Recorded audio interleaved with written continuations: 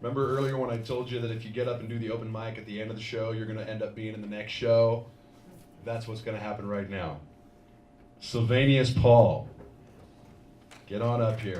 He's a native New Mexican, full of tales from broad areas of folklore to the comedic normality of his life. Do you need a microphone, sir? The story title is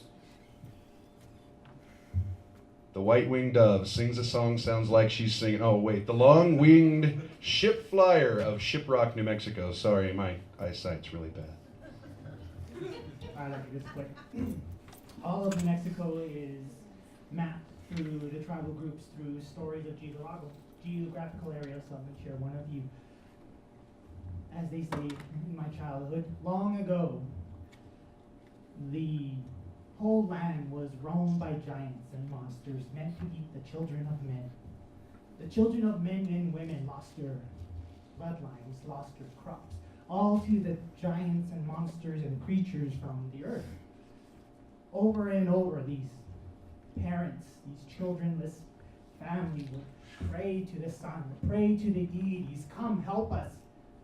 They would scream out to the sun, please help me. And the sun offered his help, answered their prayers with two sons that he conceived with a woman made of clay. A woman made of clay who gave birth to two twins who would become warriors to rid the earth of the creatures who roam the landscape. And so these two boys were raised in secret by their relatives of darkness, the relatives of dawn, a woman who was half spider. They all raised them for a single purpose. These two children grew up thinking that they're learning all the wonders of life, all the wonders of earth, and only to their early teenage years learned that they were destined to save all of mankind, to save the childless parents. In conflict, these two twins, both a bit different but very similar. One was fierce and powerful and strong, as the other was sensitive and intellect.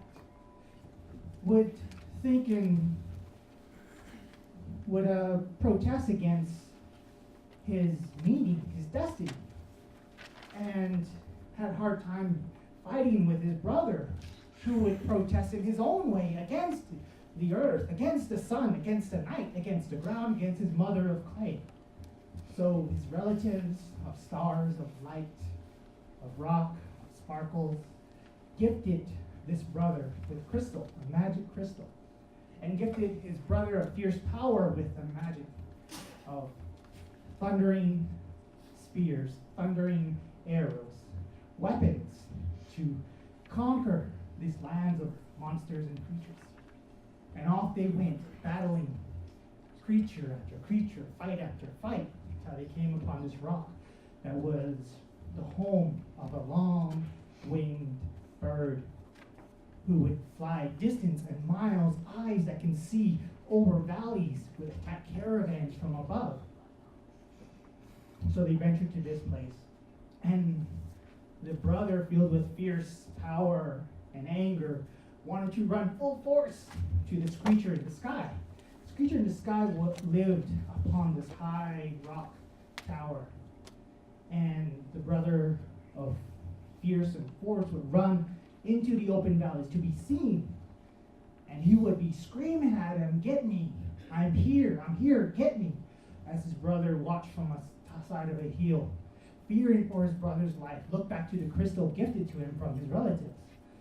And he remembered back to the teaching his relatives said, when your brother is in danger, blow upon this crystal and move your brother. Put him in the right place. Be his guidance, be his direction. So this creature upon this rock tower could see this lone warrior running on his own, and would spread his wings 5 caravans long, and would leap off this rock tower and fly straight down to this warrior. And his fierce brother would just look up to him and say, "Yes, I'm here." And his brother from the top of the mesa would look upon this crystal, and he could see his brother there. And through this crystal, he could talk to him. He's like, "Brother, I can see you. He's coming to you to your right." So he would move to your right, he would tell his brother. His brother was just too busy and his pride is growing. Come and get me. And the intellect will just look at his brother, worried, and he blows on the crystal. Move! And through the magic of the crystal, his brother would move to the left. And this creature, talons from the sky, would miss him and will go back up. And he will come down, circling in the sky, see the brother running out again. And he will come diving down, reaching with his claws. And just right when he catches him, your brother from the top of the mesa will be moving to you to your right, and blow. And his brother on the valley would move left, right.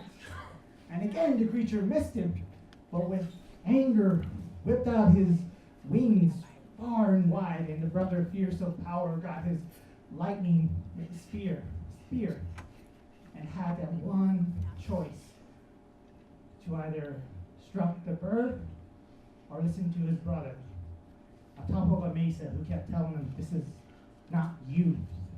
But within the heat of the battle, struck the creature down. And the creature fell down from the stroke of his spear made of lightning. And the bones lay resting to the sand. And the two brothers continued on to venture more for more creatures. And this one tower rock, once known to be the home of this long-taloned bird, is now called Shiprock, New Mexico. So if you look up Shiprock, New Mexico, to people all around, this looks like a rock that looks like a ship. But to the people who live around the area, know it as the home of the long-winged bird. One of many stories I'm glad to share with you. Thank you, Sylvan.